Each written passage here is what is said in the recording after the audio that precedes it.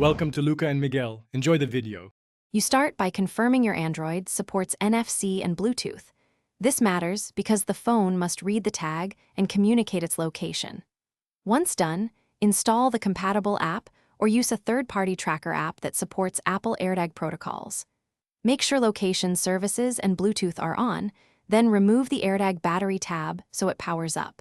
Keep your Google account signed in for device tracking and notifications. This reduces setup friction and lets the tag register to your phone immediately.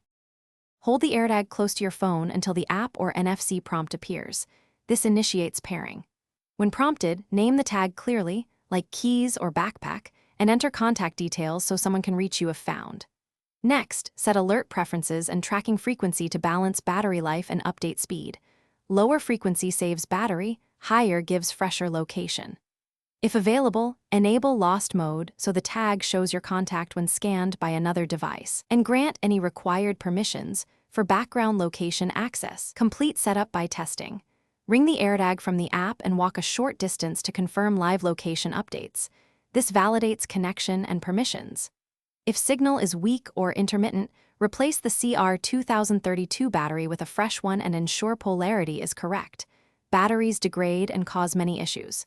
If pairing fails, reboot your phone, toggle NFC and Bluetooth off and on, then try repairing. If problems persist, remove the tag from the app and perform a factory reset on the tag before retrying. Thanks for watching and please subscribe. It's the best investment you'll ever make.